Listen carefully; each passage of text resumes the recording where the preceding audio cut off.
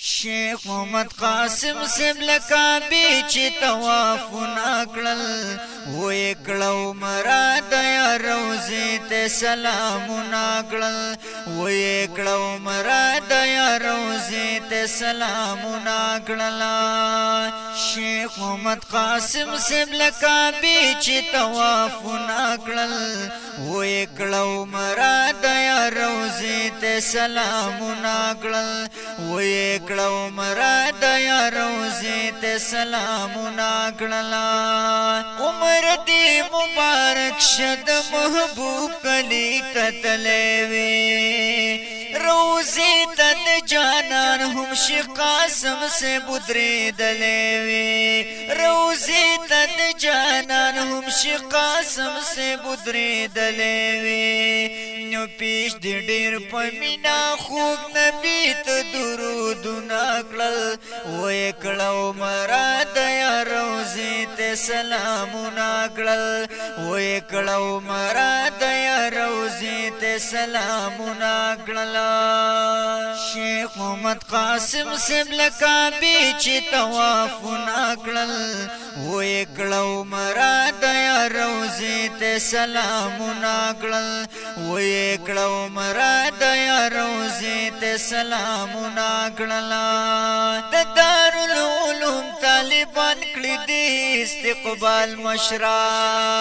و دکړه عمره په فضل د پاک رب ذوالجلال مشرا و دکړه عمره په فضل د پاک رب ذوالجلال مشرا شیخ محمد قاسم د مدینه چې دیدنو نکړل وې کړو مراد یا روزي ته سلامنا کړل وې کړو مراد یا روزي ته سلامنا کړل شیخ محمد قاسم سیب لکابی چې توافنا کړل وې کړو مراد یا روزي ته سلامنا کړل وې کړو مراد یا روزي ته سلامنا کړل یکړي دعاګانې عبادت هم د نفلونه دي شیخ صاحب بازار د شمستا د سعادتونه دي شیخ صاحب بازار د شمستا د سعادتونه دي مریدانو لا دعا دکړه چې پورته دلا سنا کړل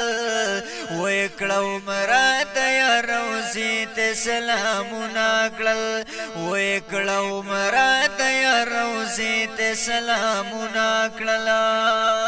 شیخ محمد قاسم سیب لکابی چې توافنا کړل وې کړو مراد یا روزي ته سلامنا کړل وې کړو مراد یا روزي ته سلامنا کړل نات خوان اقبال حسین یم شیخ سے تا تبریک وایما مرشد می رهبر می نن مشرل زړګي وایما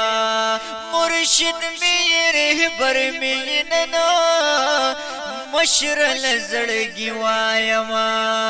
نو پیش کړي دا سجاد الحجازي او سو شیرونه کړل وې کړو مراد یا روزي ته سلامنا کړل وې کړو مراد یا روزي ته سلامنا کړل شیخ محمد قاسم سیب لکابی چې توافنا کړل وې کړو مراد یا روزي ته سلامنا کړل وې کړو مراد یا روزي ته سلامنا کړل پیر مرشد شیخ القرآن والحدیث حضرت مولانا محمد قاسم صاحب دامت برکاتهم العالیه ته د عمره د مبارک باد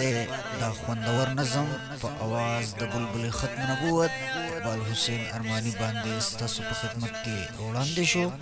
د دې کلام لیکوال دی شاعر جمعیت شاعر ختم نبوت